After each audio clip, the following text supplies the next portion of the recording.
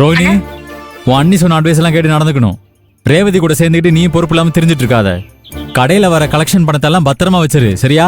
ரேவதிக்கு cake வாங்க கொடுத்துறாத, புரியுதா? நான் கடையில இருந்து ஒரு ரூபாய் கூட எடுக்க மாட்டேன். வெரி குட், அப்படிதான் இருக்கணும். இந்தா அதுற. சரி, நான் ஆபீஸ் போயிட்டு வந்துடுறேன். சரிங்க. நைட்டு கோயில் கிளம்பணும், சீக்கிரமா வந்துருங்க. சரி ஆதுற, ஆபீஸ்ல நிறைய வேலை இருக்கு, லீவ் வேற சொல்லணும். வரேன். சரி, ஓகே.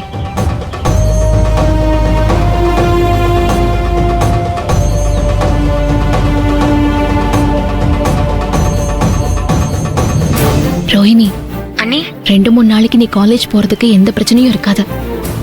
உன் தமிழரசி அத்தைய பத்தி நீ ஒண்ணு கவலைப்படாத. நான் அவங்கள பயங்கரமா மிரட்டி வச்சிருக்கேன். அவங்க உன் வழிக்கே வரமாட்டாங்க. சரிங்க அண்ணி.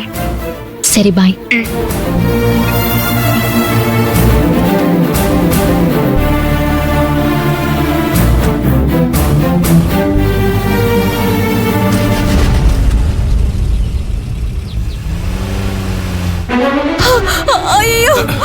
ஐயோ அம்மா அம்மா ஐயோ நெஞ்சு வலிக்குது ஜெகா. நெஞ்சுக்குள்ள ஏதோ கம்பி வச்சு குத்துற மாதிரி இருக்குடா. அம்மா ஐயோ ஐயோ வலிக்குதே. அம்மா என்னம்மா? அம்மா என்னமாச்சு? முடியல. ஐயோ ஜெகா, அம்மா நெஞ்சு குத்துதுடா. டேய் ஜெகா, என்னடாச்சு?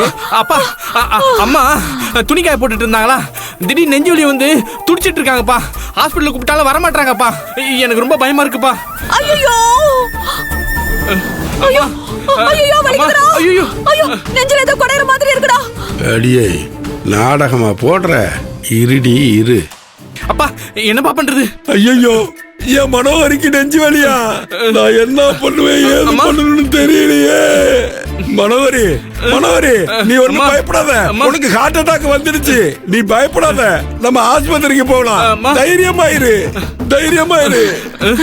அம்மா ஜெகா, உங்க அம்மாவை எப்படியாச்சும் காப்பாத்தி ஆகணும்டா. அவன் இல்லாம இந்த வீடாவே இருக்காதுடா. டாக்டருங்க உங்க அம்மாவை செக் பண்ணி பார்த்துட்டு அவங்க ஹார்ட்டை ஓபன் பண்ணி பிளாக் எல்லாம் எடுக்கணும்னு சொல்லுவாங்கடா. அதுக்கு லட்சக்கணக்கில் பணம் தேவைப்படும்டா.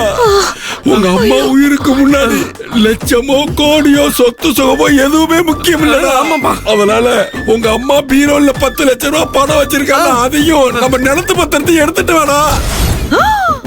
ஆஸ்பத்திரிக்கு போய் 10 லட்சம் ரூபாய் பணத்தையும் கட்டுறோம். அது பத்தலன்னா நம்ம நிலத்தையும் விக்கிறோம். மொத்தமா பணத்தை கட்டி உங்க அம்மாவை காப்பாத்தணும்டா. எப்படியாவது காப்பாத்தணும்டா. போடா, போய் சீக்கிரம் எடுத்துட்டு.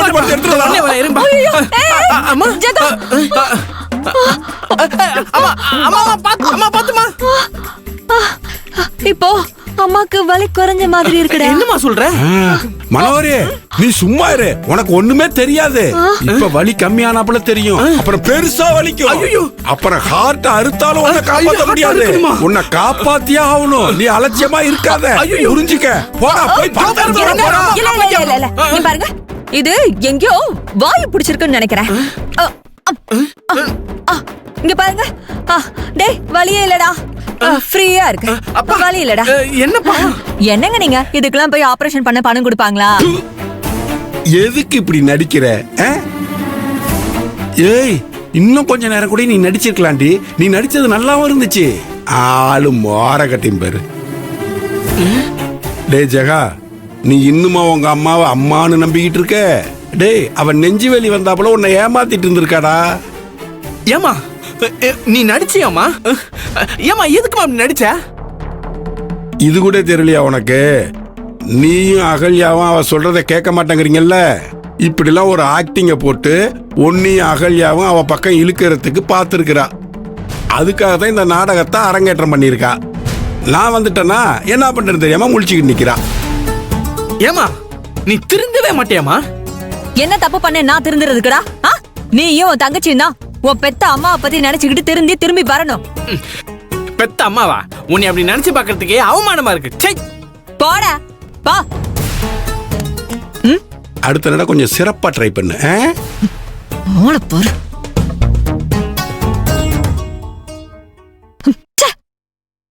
ஜெகா, அப்பா இன்னைக்கு நைட் டியூட்டியும் சேர்த்து பாக்குறாப்புல இருக்கும்.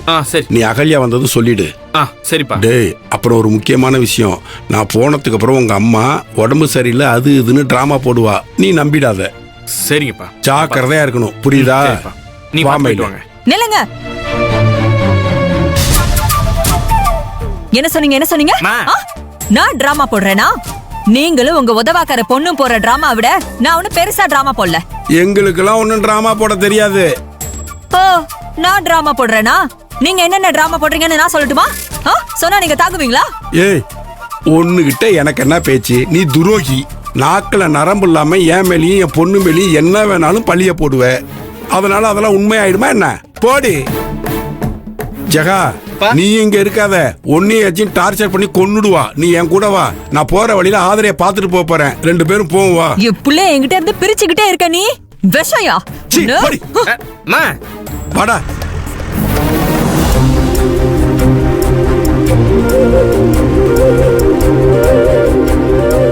அப்பா மடி மடி அப்பா மடி, நானும் ஜெகனும் ஒன்ன பார்க்க தான் கிளம்பிட்டு இருந்தோம். நீயே வந்துட்ட. அப்படியா? ஆமாக்கா. ஓ, மடி, எப்படிராமா இருக்க? பிரச்சனை ஒண்ணும் இல்லையாடாமா? பிரச்சனை இல்லைன்னு சொல்ல முடியாதுப்பா. ஆனா எல்லா பிரச்சனையும் சரியாக்க முடியுங்கிற நம்பிக்கை எனக்கு இருக்குப்பா. என்னாலதானடாமா உனக்கு இவ்வளவு கஷ்டம்? அப்படிலாம் இல்லப்பா. நடக்கிற எல்லாத்துக்கும் நாம யாரும் காரணம் இல்லப்பா. எல்லாம் விதியோட விளையாட்டு.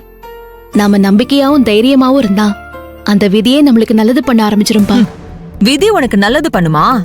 உன்னோட விதியே நான் தாண்டி.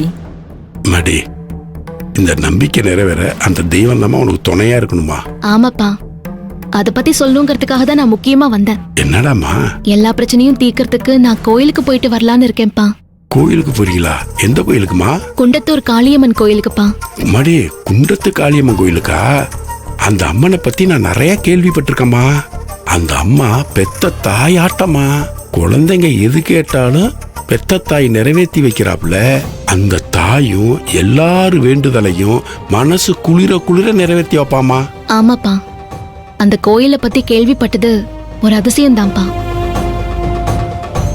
அங்க நம்ம வீட்டுக்கு குடுகுடுப்புக்காரன் வந்து என்னோட பிரச்சனையெல்லாம் தீரணும்னா நான் ஒரு அம்மனை தரிசிக்க போகணும்னு சொல்லிட்டு அந்த அம்மன் எந்த அம்மன், அது எந்த கோயில்னு உத்தரவு வரும்னு சொல்லிட்டு போயிருக்காரு. அத மாமாவும் பாட்டியும் கேட்டுட்டு என்கிட்ட சொன்னாங்கப்பா. நாங்களும் அத பத்தி பேசிட்டு இருந்தப்ப மேகலா அத்தை அந்த குண்டத்தூர் காளியம்மன் கோயில் திருவிழாவை பத்தி நியூஸ் டிவில பாத்துட்டு வந்து எங்க கிட்ட சொன்னாங்க. அப்பதான் குண்டத்தூர் காளியம்மன் தான் எங்களை வர சொல்லிருக்காங்கன்னு நாங்க புரிஞ்சுக்கிட்டோம். அந்த கோயிலுக்கு போய் வேண்டிக்கிட்டு தீச்சட்டி எடுத்து தீ மிதிச்சா எல்லா பிரச்சனையும் சரியாயிடும் சொல்றாங்கப்பா. அது மட்டும் இல்லாம அங்க சமபந்தி விருந்துல ஒருத்தர் மனசு வெறுத்திருக்கிற சொந்தக்காரங்கெல்லாம் ஒன்னா உக்காந்து சாப்பிட்டாங்கன்னா அவங்களுக்குள்ள இருக்கிற பிரச்சனை வருத்தம் எல்லாமே தீந்துரும். அந்த அம்மன் அது எல்லாத்தையும் தீர்த்து வச்சு சமாதானம் பண்ணிடுவாங்கன்னு சொல்றாங்கப்பா. நான் உங்க மாப்பிள்ள பாட்டி மாமா எல்லாரும் அங்க போறோம்ப்பா. மேகலாத்தையும் அவங்க குடும்பத்தை கூட்டிட்டு அங்க வராங்க.